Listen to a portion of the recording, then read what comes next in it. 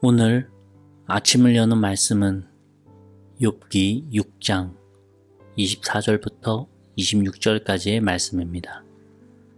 내게 가르쳐 나의 허물된 것을 깨닫게 하라. 내가 잠잠하리라. 옳은 말이 어찌 그리 고통스러운고 너희의 책망은 무엇을 책망함이냐.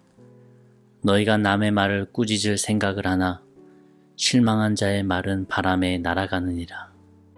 오늘 말씀 제목은 무슨 말을 할 것인가 입니다.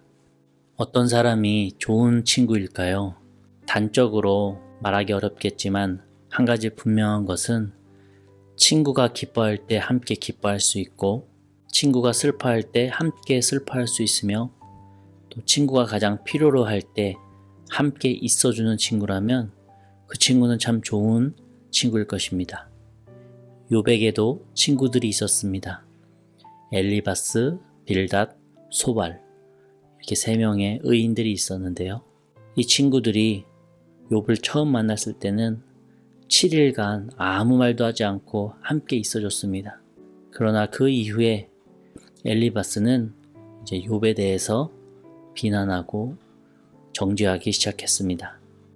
이렇게 엘리바스가 욥을 비난했을 때 욥은 매우 힘든 상황이었습니다. 엘리바스의 비난을 수용할 수 있을 만큼 어떤 신체적으로나 정신적으로나 영적으로나 강건하지 못했습니다. 그렇지만 욥은 친구의 말을 중단하지 않았고 끝까지 참을성 있게 다 들었습니다. 그리고 친구가 말을 끝냈을 때 이제 욥이 답변하기 시작한 것입니다. 그게 바로 6장의 내용입니다. 욥의 고난이 욥의 죄 때문이라고 주장하는 그 엘리바스의 말에 욥이 어떻게 반응하는지 살펴보면서 성도의 올바른 자세에 대해서 우리가 함께 배우고자 합니다.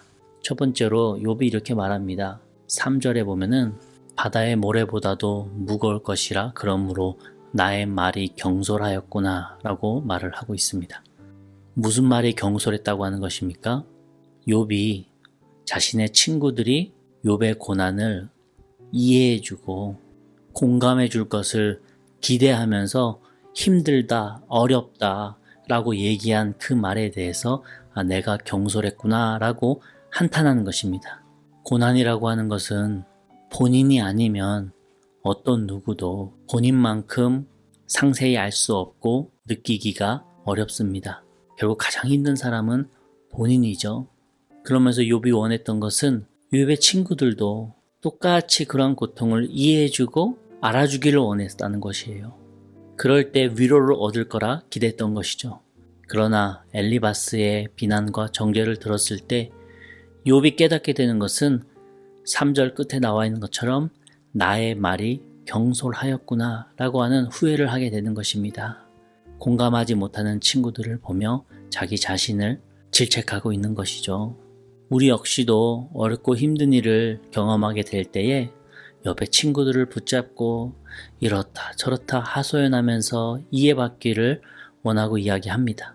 그러나 그 친구들이 내가 받은 그 어려움과 내가 겪은 고난만큼 동일하게 이해해주고 공감할 수는 없다고 하는 것입니다.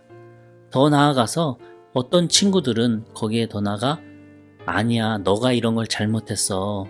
너가 지금 받는 이런 고통은 너가 뿌린 대로 거두고 있는 거야. 너가 죄졌기 때문이야 라고 말하면서 나를 정죄하고 비난하는 그런 친구도 있을 수 있다고 하는 것입니다. 어떤 친구를 만나게 되든 나의 이 어렵고 힘든 마음을 100% 똑같이 느껴주고 공감해 줄 수 있는 친구는 없다고 하는 것이죠. 그걸 기대했던 욥이 자기 자신에게 아유, 내가 말을 경솔히 했구나 라고 한탄하고 있는 것입니다. 우리 역시도 혹 어렵고 힘든 고난을 겪게 될 때에 주변에 있는 사람들에게 모든 것을 다 쏟아놓으면서 그 사람이 내 마음을 이해해 주길 바라고 기대하는 것은 이루어질 수 없다라는 것을 기억해야 됩니다.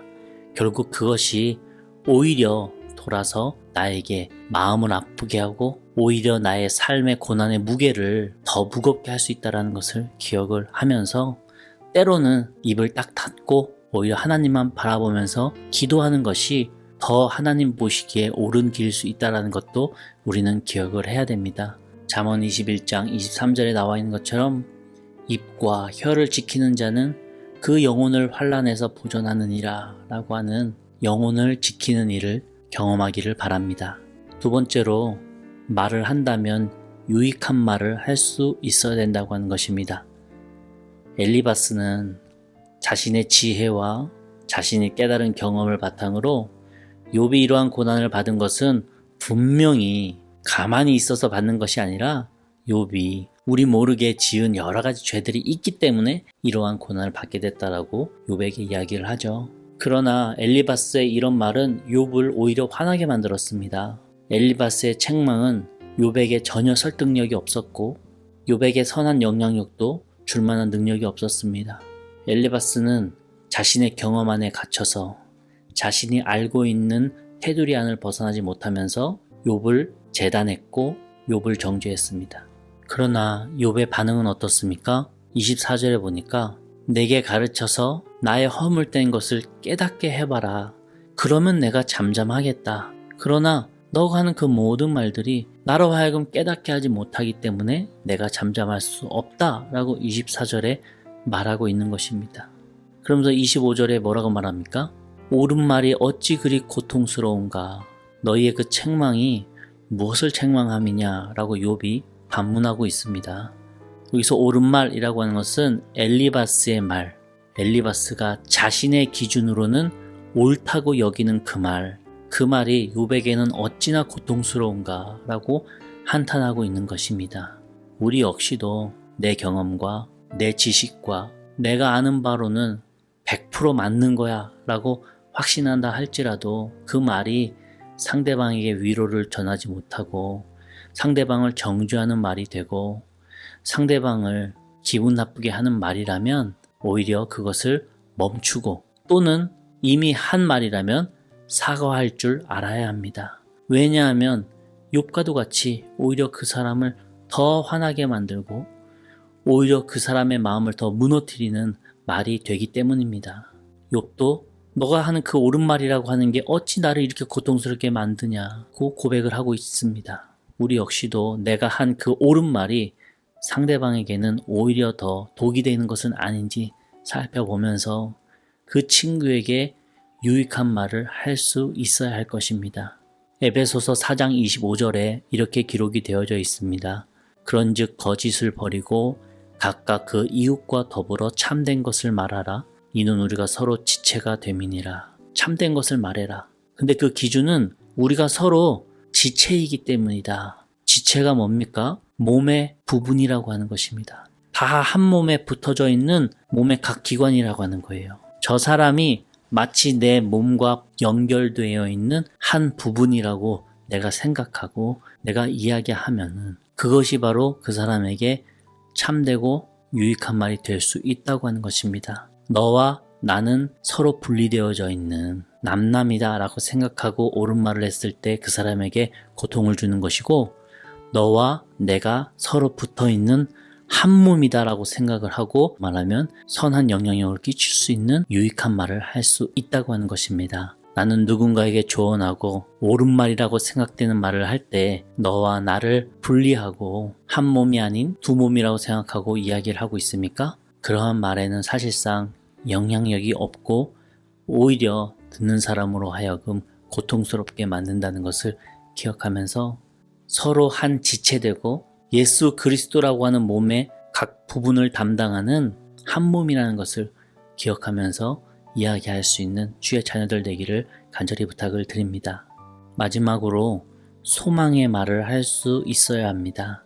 엘리바스의 말은 욥으로 하여금 낙심하게 만들었습니다. 26절에 욥이 이렇게 말합니다. 너희가 남의 말을 꾸짖을 생각을 하나 실망한 자의 말은 바람에 날아가느니라. 너희가 나를 꾸짖을 생각으로 아무리 말해도 이미 나는 실망을 했고 너희가 하는 그 말들이 그냥 바람에 날아가 버리는 말이 된다. 아무런 남지 않는 사라져버리는 말이 된다라고 이야기하고 있는 것입니다. 소망은 어디서부터 나옵니까? 우리 인간을 통해서는 그 소망이 나올 수가 없습니다.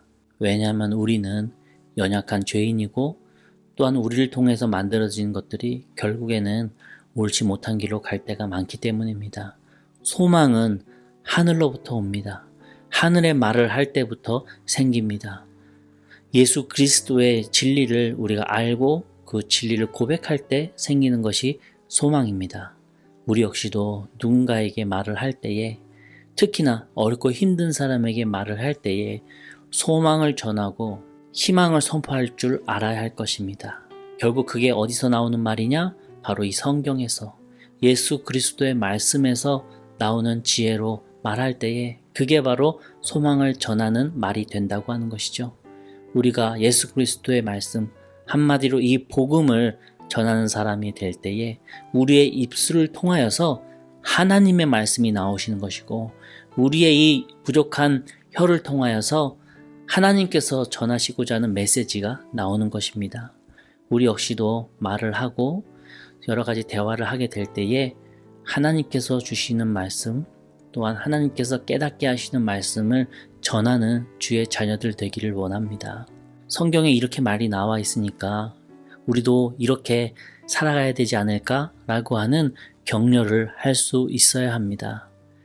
그게 바로 소망을 전하는 것이고, 그 소망의 말부터 예수 그리스도의 사랑과 예수 그리스도의 능력이 발휘되기 시작하는 것입니다. 예수 믿는 우리는 예수님의 말을 전하는 자녀들이 되어야 합니다. 그럴 때 영적 능력이 나타나는 것이고, 그럴 때 영적인 사람으로 세상 사람들에게 빛과 소금의 역할을 감당할 수 있는 사람이 될 수 있다는 것이죠. 사랑하는 우리 영등포 중앙교회 성도님들 삶 속에 이렇게 소망의 말을 전할 수 있는 영적인 말씀의 지혜가 입술에 있기를 간절히 축원합니다.